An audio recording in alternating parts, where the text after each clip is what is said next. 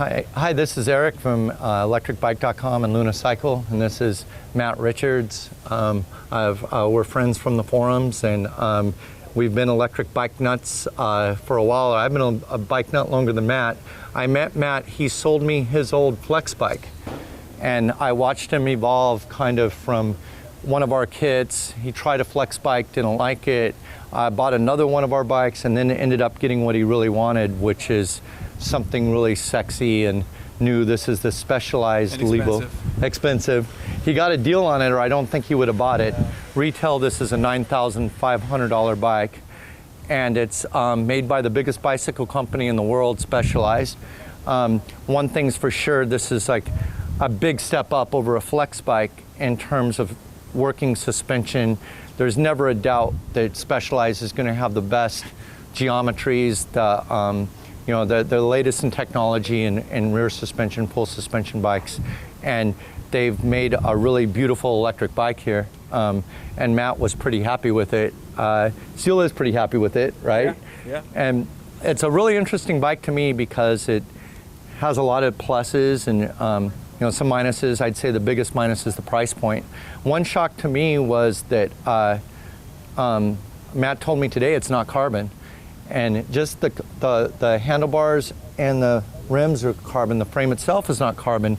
But this year they're going to release a full carbon version. But you can see how advanced the aluminum work is in the Specialized, because it certainly looks carbon to me.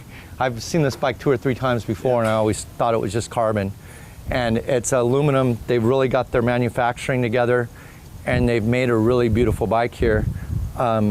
That's their highest end electric bike made for mountain climbing. It's a low mid-drive bike, and I would say this is one of the better mountain bikes available on the market right now, if you got the money, right? Wouldn't you say that, Matt? That's why you got it? And I think Specialized, the goal of Specialized, which I think they were successful in, was making a bike that felt like riding a normal bike. Their goal was to make a bike that didn't feel like you were riding something that was powered, just that you're really strong. And I think Eric would agree, when riding it, it feels completely natural. It's really intuitive. There's no instruction needed. You just jump on it and you pedal, and it just feels like you're strong. It's probably the best way to describe it. And I think they did a good job with that. They also were very stealth about how they designed the actual ergonomics. There's no display. There's no power cables to be seen anywhere in the entire bike. There's really nothing that gives it away as being an e-bike. When you come head on with one of these in the trail, nobody knows when you're coming head on this is an e-bike. There's no obvious battery pack showing. Anybody with a keen eye that knows the bike knows that lower section's awfully thick. It uses a Bros motor in this setup, and I think peak power is 530 watts. And it feels like that or more. I know the FLX was rated at 650, I believe. This felt so much easier and more powerful on the trails than the FLX bike ever did, and it supposedly has less power than the FLX, which surprised me a lot. The big thing when I'm thinking about a bike, I got kind of upset. It wasn't Matt that was here, it was somebody else, another FLX owner, and we were comparing the FLX bike to one of our bikes, and the FLX bike felt fake. Like the suspension felt fake. And when you feel these things, it's like you just want to jump on it, and it's just like, all the rebound, everything works just perfect. And it's not, it's an electric bike that really functions as a full suspension bike. It doesn't lose anything just to look good. You gotta like that about this bike. And the only giveaway is if you look at the back side here. This is the main control for the bike. So holding that just turns it on. And those 10 segments are your power, 10% per segment. That's the only giveaway when you're riding that this bike is actually electric. Yeah. Other than that, you really never know it when you ride. And this also allows you to change the power levels. There's 3 factory power levels. There's eco mode, trail mode, and then what they call turbo mode. Right. And each mode behaves drastically different, so it's pretty fun. And now I want to just talk about the biggest plus of this bike, what makes me go wow. and it has 700 watt hours. Is that or 500 watt hours? 530 watt hours. Yeah. 530 watt hours. It only weighs 45 pounds, right? Is it 46 pounds. 46 pounds, which is unbelievable. So, you know, you got a 46 pound electric bike. I know ours weigh in between 55 and 60 for the full suspensions with bigger battery packs, more power, all that. Yeah. But still, 46 pounds on an electric bike is amazing, especially now that I know that it's not carbon. And it's just a really good engineering feat. You know, they spend hundreds of thousands of dollars developing this. Oh yeah, and millions, I was told. Yeah. Yeah, but and I think they do it in Switzerland or something, in some top secret ground. And you know, you got to hats off to it, like an amazing bike. And this is what, you know, really a company like mine is competing with. And it's nice to have somebody with such a high game. And I want to say that it's a completely different riding experience than riding our bike. When you start to get into it, you don't have a dashboard. Like if we didn't sold a bike without a dashboard, I don't think our customers would be very happy. And Matt rides both this and one of our bikes. It's almost like two different things. Oh, it's completely different. Yeah. When I want to go and just really go fast and fly, I take Right. the ludicrous KHS bike out. But this is when I want to go trail ride and really just carve the trails, enjoy the light, more natural feel of the bike. This one's much easier to ride on the trails. We get knocked a lot for being do-it-yourself, and we're not. We're really not that anymore. Like no one is do-it-yourself with the kind of equipment and the kind of people we have. Nobody has in their garage what we're building or what we're doing, right? But I'm saying is that this is more than just, it's a whole different experience because it's a production bike and ours is a do-it-yourself bike. It's different. It's a completely different ideal that when you go on this bike, you have to pedal. You can't say, oh, I'm going to go to the top of this ridge and get up to the top of that ridge for free. Like you're going to have to pedal and give some input or it won't let you get there. And I remember I used to own a $5,000 Stromer that I got for cheap or something, and it was that kind of experience. You could get a 100-mile range on this little battery, you know, like, which was phenomenal, right? Because it's forcing you to go out and pedal, and it's not really giving you as much power as you can get out of our bikes when you don't have a throttle, when you can't just juice it, right? So it's, you know, it's different. And, you know, and when you're trying to climb a big hill off-road, you have to pedal while you're going up the hill, which means, you know, you're getting the authentic experience that you can hit your pedals and stuff like that, where you can't just throttle up something and go up really technical stuff when you can with the throttle-only bike. And the other thing I want to say as an e-bike engineer, it's much easier to do a bike without a throttle. It took me a while thinking about this, both in interface and in reliability. It's going to be so much more reliable if people aren't just hitting the throttle from a dead stop and doing stuff like ripping up their gears, twisting their frame. Like, you know, the kind of stuff we were doing, like testing one of my bikes today where we're just torquing it, putting even pressure on the frames. When you all you have to do is monitor the pedal assist and just have it come on nice and slow. The motor can be really small and wimpy, and you're never going to burn it out, and especially putting out only 500 watts. And I was going to show this app also, if you want to take a look, what they allow you to do, what they call the mission control app. You can actually log in to the bike settings. So for each of the Eco, Trail, and Turbo, you can change the power you want for each of those modes. The max motor current is the power it still lets you get in those modes, and then of course the acceleration response is how fast it kicks in. So when you put it in race, you hit the pedal, it gives you a pretty good jump, or in Eco, it's a real slow, subtle acceleration, which is kind of nice, because some guys like the fast jump and some guys like the slow acceleration. What's nice though is that basically what these modes do is decide, you can still get full power if you crank really hard. So it decides how hard you have to crank to get full power. So in Eco, if I stand up and jam on it really hard, like I'm climbing a tight hill, it will still give me 530 watts in Eco if I really push hard. Whereas Turbo, I only have to push slightly hard and it gives me full power just by pushing a little bit. So really, these just control how hard you have to push to get the full power. This is what controls your power. But it's great for tuning. It works great in the bike. You can manage your rides. So you can say I'm going on a 25-mile ride and you want to have 25 miles of power. It will manage the battery so you can do your entire ride and get you back with at least 10% battery, so you never run out on the rides, which is kind of cool too for some people. Right. Because the range anxiety is definitely real with e-bikes. I mean, when you see that, what you're seeing is like the most amazing user interface I've ever seen on an electric bike, and it fits in his pocket. So that way, you know, he doesn't have a dashboard, and you know, it doesn't have a throttle, it doesn't have a dashboard. You know, everything's done through the pedals.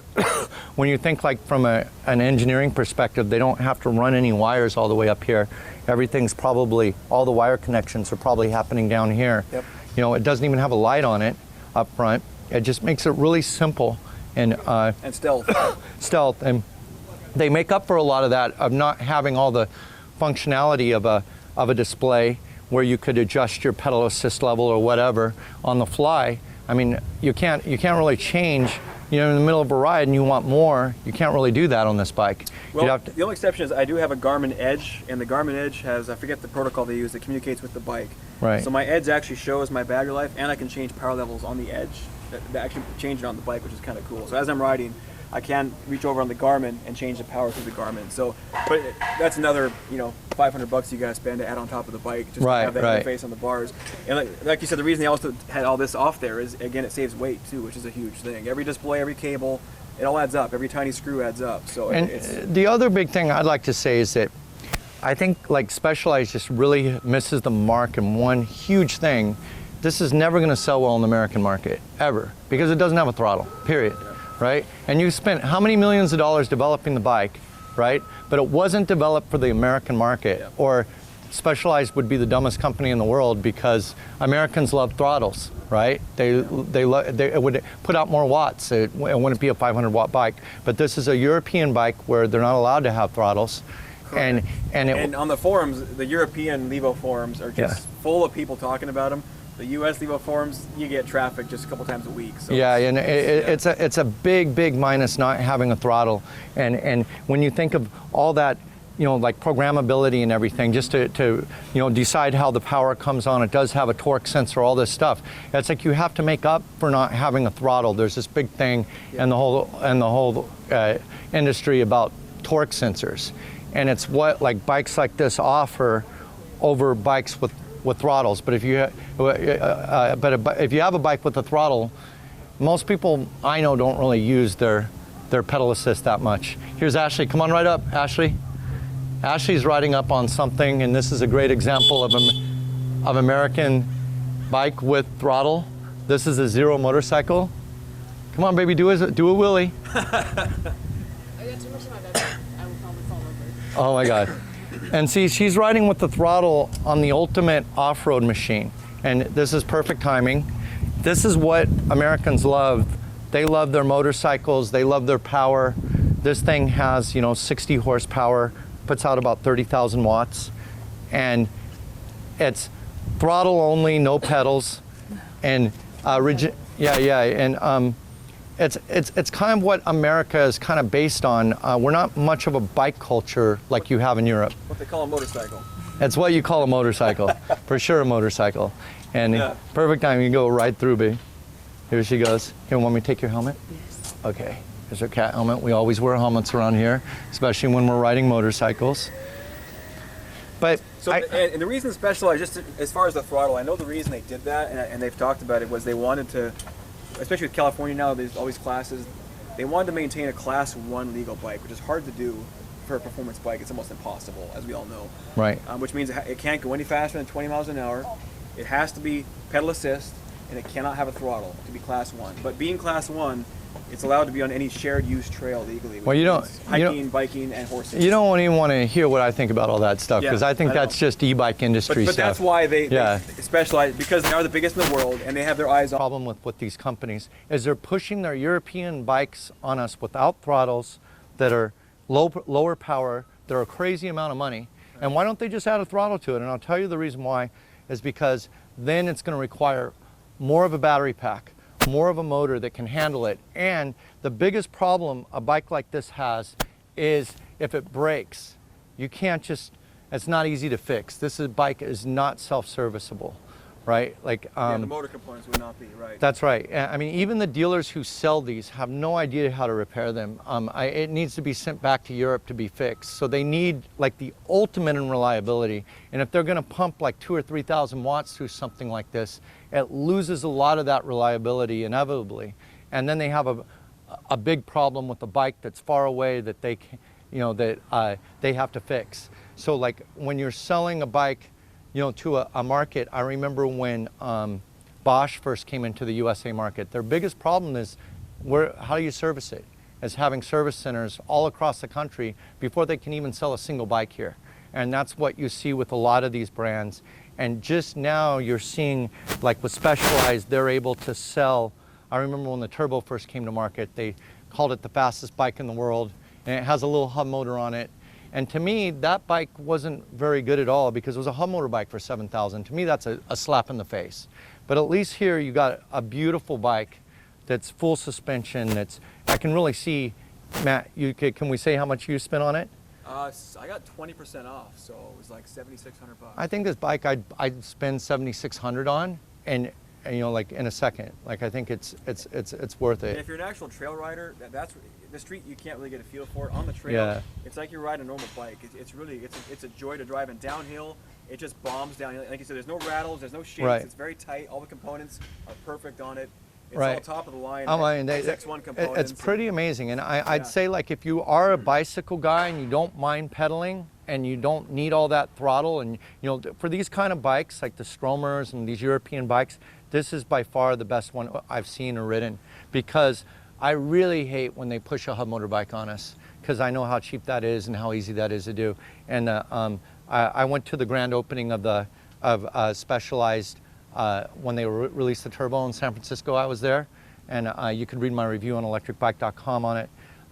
It had all the nice interface that this one has and everything, but it felt like a 250, 300 watt bike, you know. And this one really feels like more power, like, you know, like I'd like to put a gauge on it and see if it's putting out more than 500 watts. Yeah, it feels like it does. It feels like a lot stronger than the Flex, and we know the Flex is putting out like 450 watts, 500 watts. They claim 650, but it didn't seem right. Yeah, and the Flex had a throttle, and it was like this impotent throttle.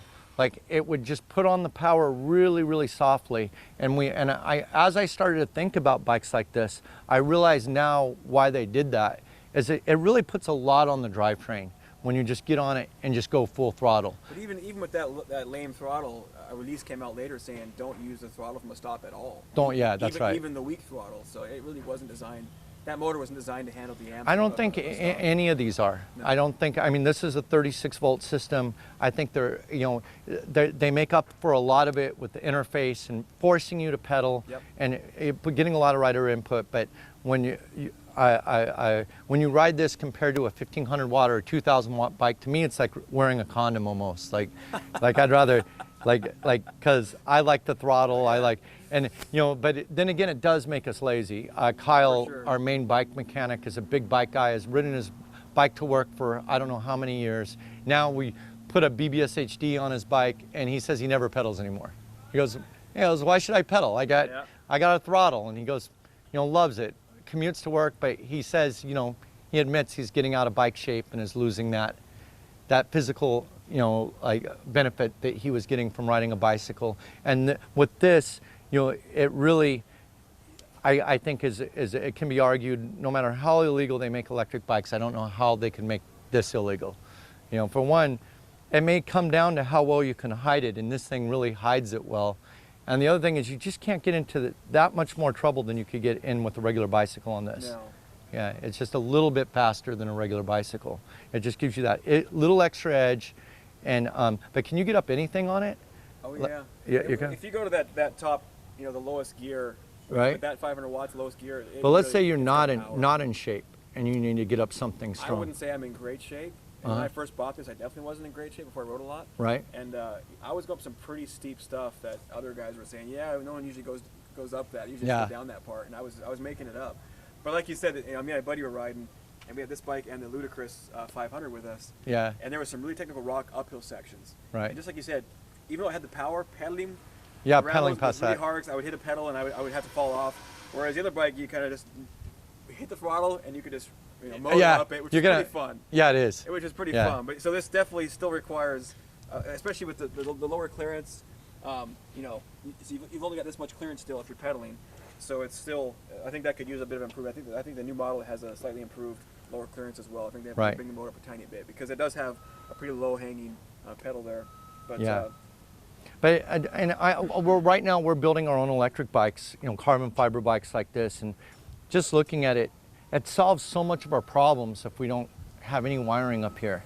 If we don't do a dashboard, if we don't, know, like if the interface fits in their Bluetooth app, you know, like, you know, like, and a lot of that is engineering decisions they made that are pretty bright, you know, like you're pretty happy with it. And, you know, you can brag that, you know, it's clean up here. It's completely clean. It's like nothing. It does have the only controls are the shifter, the brakes, and the... Just like a regular bike. Dropper post on it's it, completely the bionic bike experience. Like you ride it and you can almost forget that you're riding on an electric bike, you know, depending on how you put your settings on how the power comes on. And I know from when I was riding something like this, it really got me out riding and getting exercise. Like, you know, like we really had to go work. This one probably has more power than the Stromers, but but if you guys are into this kind of pedal assist bike, this thing is freaking awesome, you know. And so, is there anything else you want to say, Matt? No, we should just have some more days where we come out here, and if guys want to try them, they can compare bikes, and it's always great to do that too. I think you had a new appreciation once you ride it and see how smooth they are. A lot of guys will just, you know, will write it off because, oh, it's only got 500 watts. But when you actually ride it and you actually want to enjoy the pedaling like some guys do, it really is an enjoyable ride. So I think I encourage those, like Eric said, to try it and experience it for themselves. It might change your mind. You know, like for me, like at one point I bought like a $14,000 Opta bike. It was one of my most embarrassing moments. I said, I'm going to go out and buy the bike I really want. And I got it used for $7,500. That's probably the most I would ever spend on an electric bike, right? And for me, I had to get rid of it after like a month, wow. But I want to get rid of it after a week, you know. And the biggest problem with it was we all thought it was cool, right? Well, one was the noise. It was really noisy. And this bike, by the way, is silent, yeah. Right? But the other big problem was when we went out riding in groups, it was the slowest bike in the group. And that sucked because the idea that I spent $7,500 on this beautiful bike and it was the slowest bike in the group. And I would think that if you're going to go ride with a group of bikers, that might be like one of the things. It would happen now, yeah. If I went to ride with you guys, yeah, if you go riding, back there huffing and puffing. Yeah, if you go right, exactly. Bikes, yeah. And you know, that's something you should consider. Like if all your friends are on BBS HDs, you don't, or BBS O2s even, it's kind of embarrassing to have something this expensive that's that slow. And we kind of felt that when we went out riding it. Matt goes, "Here, feel how smooth it is." And we're all on BBS HDs. Oh, yeah. And whoever's riding this is way far behind, you know, and we go, "Oh yeah, it's smooth," but, you know. Well, that was also before I hacked it. So oh, you hacked it? Well, you didn't tell us that. Now there's no limiter on it. So before it's limited at 20, it's easy to hack. I have a YouTube video that shows how to hack it. Oh yeah, that's right. You so did now that. it'll go up to easily 27, 28, 29, 30 if you pedal hard enough. But yeah, so we'll link to Matt's video on how to hack this thing, you know. But I remember when Matt bought this bike and he thought I was going to be like scolding him or something, and I thought it was pretty awesome, you know, that because I totally understand. Like I said, I spent $7,500 on an Opta bike when I had access to like, you know, really fast hub motor bikes, and you know, this was way before the BBS HD days, and I had Mac motor bikes, and I can understand like wanting to own something this nice, and you know, it's like kind of like a heirloom bike. If it, you know, that you can pass down through, you know, it seems like it'll like really last, and you know that Specialized is going to stand behind this, and they're not going anywhere. That's the reason I bought this too. Because when I first asked you for what's some pretty cool high-end bikes. You had me the manual for those Spitzing, those German Spitzing ones. bike. I thought he should go for that. They're badass and they're similar price, but the thing that got me was the support. Are they going to last? Service. And if you break it, there's no one here that's going to service them. That's right. The Specialized, you get serviced anywhere. I will say though, I took it in to get this last week to get updated. The motor was due for a firmware update and the battery, and these guys don't do this normally. So they had to Google how to do the firmware update. It took them a while to figure it out. Yeah. They finally got to figure it out because they hadn't done it before. So it's not. I can tell you that it's really challenging to sell an electric bike in this country, and I know what companies like this are going for. Yeah. You know, like if you spend $10,000 on a bike, you're going to be pretty pissed if that bike breaks or you have any problems with it. So I think that's a big part of it, is that none of these companies are offering high-powered bikes, and that's a reason for it, because you're not going to be able to fix anything in this bike easily, you know. And when you're running a lot of power, it stresses everything, from the drive components to the battery, and you know, and the motor, of course, and the gear reductions in the motor, and it's like I can see like how easy it is to make a $500 e-bike or a $600 e-bike, and all these low power e-bikes. It's easy. if you're not running real power. And when you think of the problem that Specialized has, they got a lot riding on this. This is their reputation of the biggest bike brand in the world, right? So they, that's why they probably spent a lot of money testing it, making sure it's rock solid. A lot of money. Yeah, and I don't think they're too serious about the United States market yet because of that. Because all their dealers who sell this are going to need to be trained.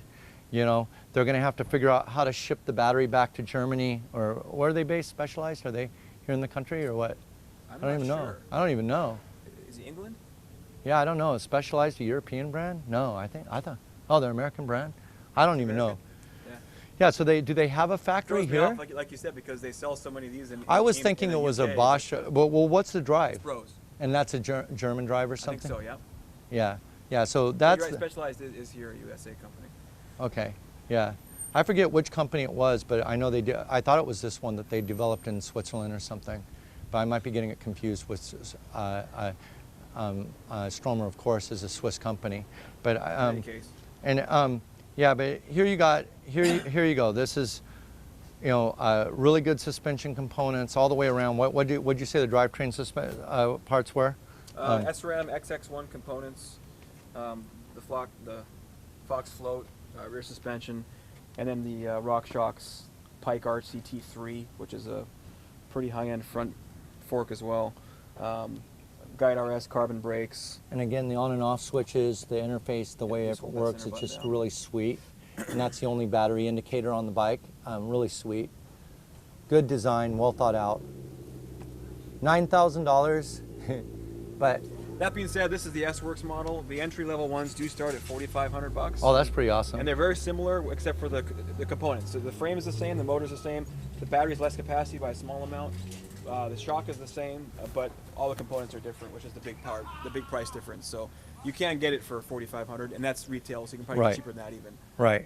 So they do start much cheaper than that. But yeah, Cool. yeah. Good job. All right, man. Well, goodbye. All right. Hey, baby, what